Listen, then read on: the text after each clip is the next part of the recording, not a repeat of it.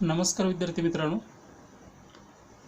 चला तर आज आपण चक्रवाढ व्याज या प्रकरणाचा भाग 2 पाहणार आहोत। तर काल मी आपल्याला प्रश्न दिला होता, चला तर त्या प्रश्नाचं स्पष्टीकरण पाहू लगेचच। प्रश्न होता 16,000 रुपयाची रक्कम 2 वर्षात चक्रवाढ व्याजाने 17,640 रुपये झाल्यास व्याज दर काढा। पहिला पर्याय 10%, दुसरा 5%, तिसरा 9% आणि चौथा 15% होता। तर मुद्दल आणि रास असं लिहू आपण, मुद्दल आणि रास।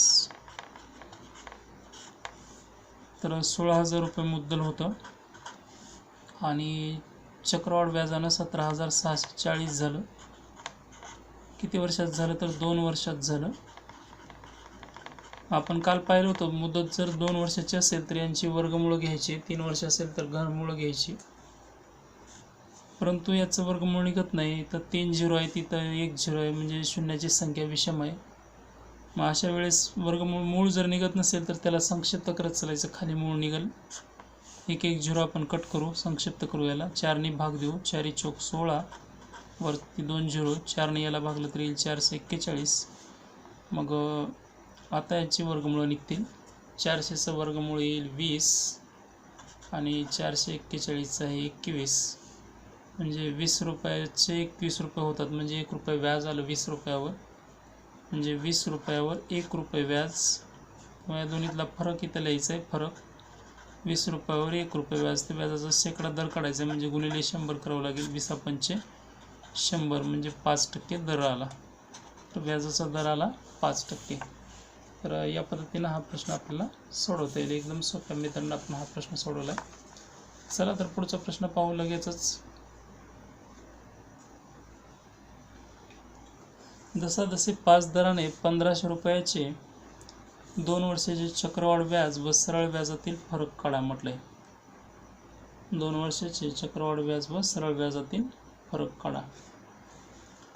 तर चला तर पर्याय पहिला आहे 4%, दुसरा फरक म्हणलं 4 रुपये, 3.25 रुपये, 3.50 आणि 3.75 असे पर्याय आहेत। तर फरक बरोबर सूत्र आहे, फरक बरोबर मुद्दल 2 वर्षासाठी सूत्र आहे गुणिले दर आणि छेदात 100 गुणिले 100। तर याच्यात जर आपण किमती भरल्या तर आपलं उत्तर येईल। मुद्दल किती आहे तर 1500 आहे, गुणिले दर आहे 5 गुणिले 5 आणि छेदात 100 गुणिले 100। हे 2 झिरो कटतील, 5 5 25 चौक 100 आणि 15ला 4 ने जर भागला आपण तर येईल 4 त्रिक 12, 3 उरतील, लहान पडेल 0 द्यावं लागेल, 4 असतं 28, 4 पंचे 20, म्हणजे 3.75 येईल, जे आपलं उत्तर येईल। या पद्धतीने आपल्याला सोडवता येईल। किंवा याचे सेकंड मेथड पाहू आपण, सेकंड मेथडनं पण सोडवू हा प्रश्न आपण। चला तर मग 5% दरानं म्हणले 2 वर्ष सरळ व्याज आणि चक्रवाढ व्याजातला फरक काढा म्हटले। 5% दर म्हटले, 1500 रुपयाचं 5%, 1500चं 10% 150 येईल, मग 5% किती येईल तर 75 येईल। तर SI आणि CI असं लिहू आपण, SI म्हणजे सरळ व्याज, CI म्हणजे चक्रवाढ व्याज। तर 1500चे 5% मुद्दल 1500 आहे, 1500 आहे आणि दर जो आहे तो 5%। तर 1500चं 5% येईल, 10% 150 येईल, तर 5% 75 येईल, म्हणजे पहिल्या वर्षी 75 रुपये सरळ व्याज, तर चक्रवाढ व्याज पण पहिल्या वर्षी 75 रुपये असेल। दुसऱ्या वर्षी पण सरळ व्याज 75 आणि चक्रवाढ व्याज पण 75 असणारच आहे। परंतु दुसऱ्या वर्षी काय होईल तर पहिल्या वर्षीच्या व्याजाला पण व्याज लागेल, म्हणजे या 75ला पण व्याज लागेल, म्हणजेच 75चं 5% हाच तेवढा फरक राहील। 75चे 5% काढावं लागेल आपल्याला, एवढं जरी काढलं तरी आपला डायरेक्ट फरक येईल. 75चं 5% म्हणजे 75 गुणिले 5 छेदात 100. 5 5 25, 4 2 5 35 आणि 2 37, खाली 2 झिरो आहे, 2 संख्या सोडून डेसिमल जे काय असेल आपलं उत्तर असेल 75 गुणिले 5. तर हा प्रश्न बघा डबल एकदा सांगतो. 1500चं 5% येईल 75. पहिल्या वर्षी 75 सरळ व्याज, तर चक्रवाढ व्याज पण 75. दुसऱ्या वर्षी पण 75 सरळ व्याज आणि चक्रवाढ व्याज पण 75 असणारच आहे. परंतु दुसऱ्या वर्षी पहिल्या वर्षीच्या व्याजावरचं व्याज म्हणजे हे लागणार असते. तर हाच फक्त फरक राहील, बाकी इतर सगळं 75 75 सेमच आहे. मग 75चं 5% फक्त जरी काढलं तरी आपला फरक येईल. 75चे 5% म्हणजे 75 गुणिले 5/100 म्हणजेच किती येईल तर 3.75. तर या पद्धतीने हा प्रश्न होईल. एकदम सोप्या मेथडनं झाला. चला पुढचा प्रश्न पाहू लगेचच. जसे 4 दराने एका रकमेवरील 2 वर्षाचे सरळ व्याज 140 रुपये आहे, तर त्याच रकमेवर त्याच दराने त्याच कालावधीत मिळणाऱ्या चक्रवाढ व्याज व सरळ व्याजातील फरक काढा म्हटले. ऑप्शन आहे पहिला 2.8, दुसरा 3.5, पुढचा 4.8 आणि त्याच्या पुढचा 1.8 आहे. 1.8 आहे. तर हा पण प्रश्न सोडवू आपण. तर सूत्रानं पण येणारच आहे सोडवता आपल्याला.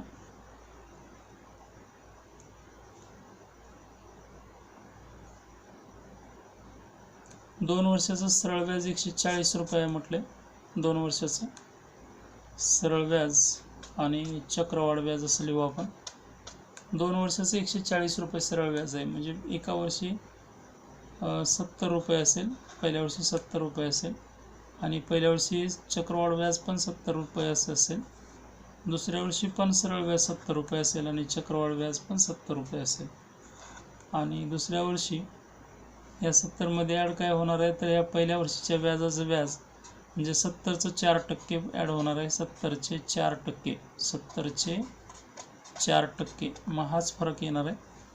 मग 70 गुणिले 4/100, हा झिरो गेला, हा झिरो गेला, 7 चौक 28 आणि खाली एक 10 आहे म्हणजे एक झिरो सोडून डेसिमल येईल म्हणजे 2.8 आला त्याचा फरक आला. 2.8 येईल फरक. चला तर पुढचा प्रश्न पाहू लगेचच. पुढचा प्रश्न आहे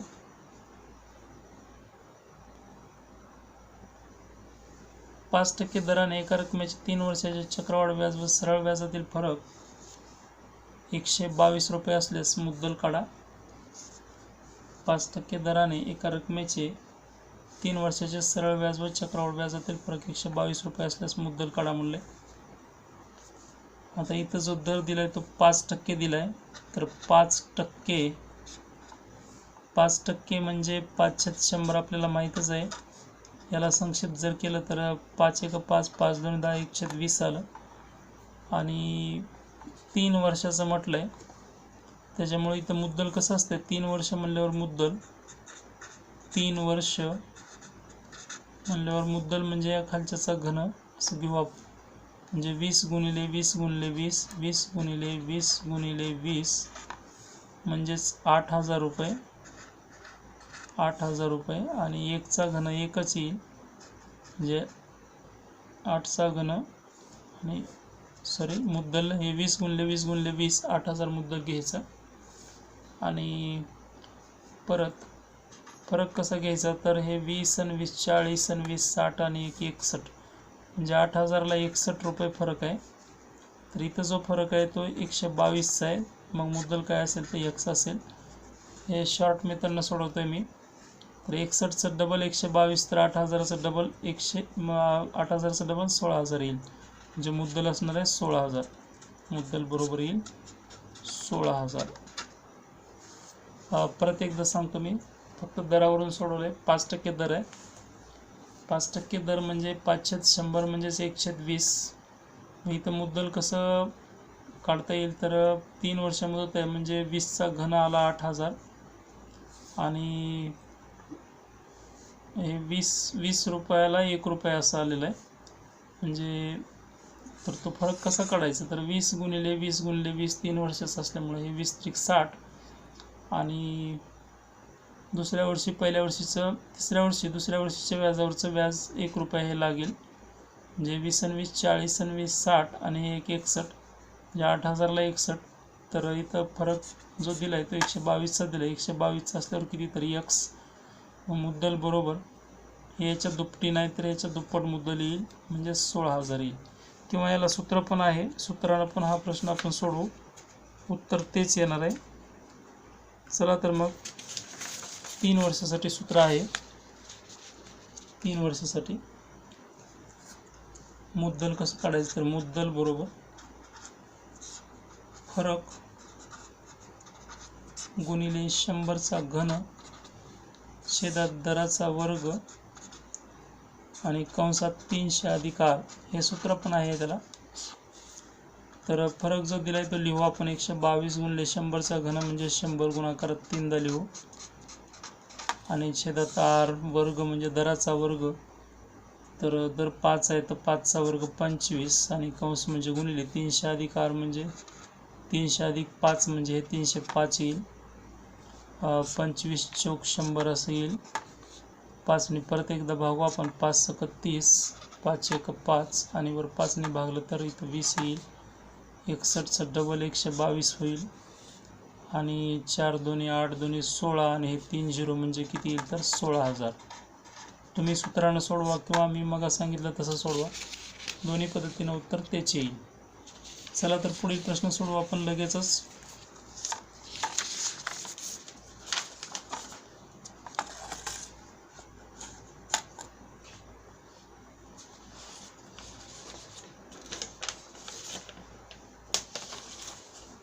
जसे चक्रवाढ व्याजाच्या काही दराने एक निश्चित रक्कम 3 वर्षात 6,560 रुपये व 4 वर्षात 7,216 रुपये होते तर व्याजदर काढा म्हटलंय.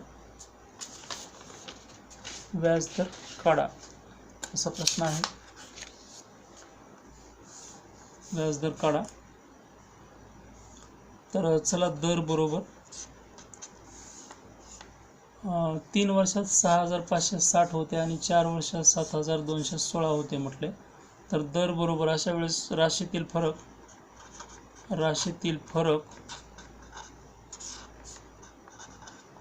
भागिले पहिली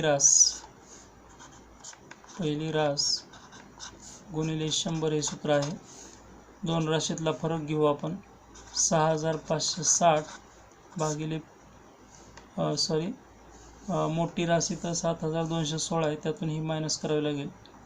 7,216 मायनस 6,560 आणि हे 6,560 खाली येईल आणि गुणिले 100. हा जर फरक काढला तर किती येईल तर हा येईल 656 येईल.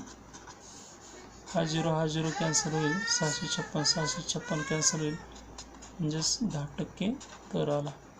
तर व्याजाचा दर आला 10%. चला तर पुढील प्रश्न पाहू.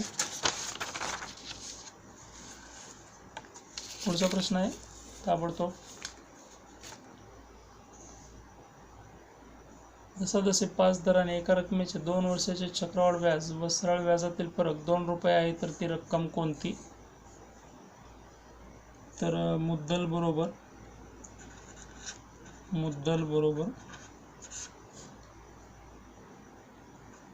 फरक गुणिले 100 गुणिले 100 भागिले दर गुणिले दर. याच्यात किमती जरी ठेवल्या तरी आपलं उत्तर येईल. फरक 2 गुणिले 100 गुणिले 100 आणि छेदात दर गुणिले दर म्हणजे 5 गुणिले 5. 5 25 चौक 100.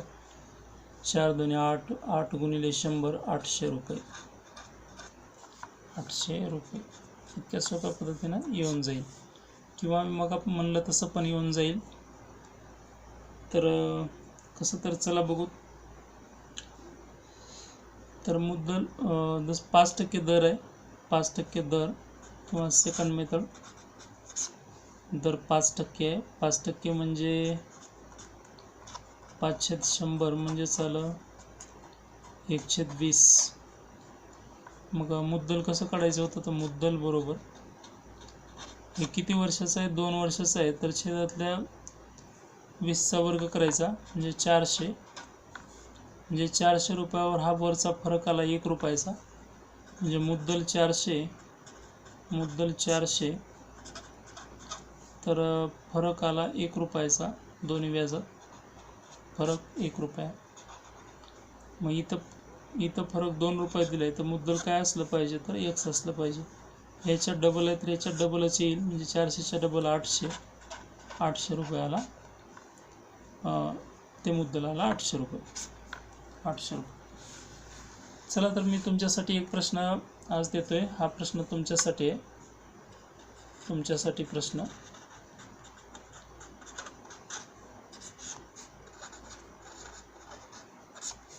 जसं 10 दराने चक्रवाढ व्याजाने 2 वर्षाची रास व 3 वर्षाची रास अनुक्रमे 2420 व 2662 आहे, तर मुद्दल किती? जसे 10 दराने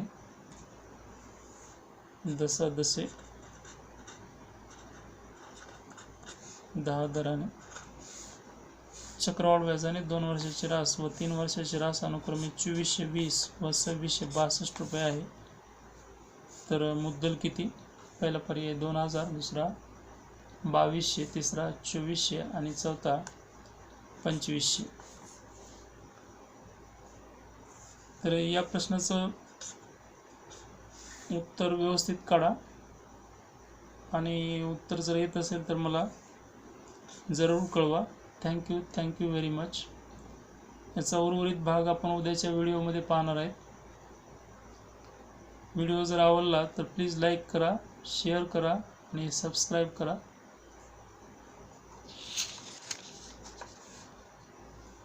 थँक्यू.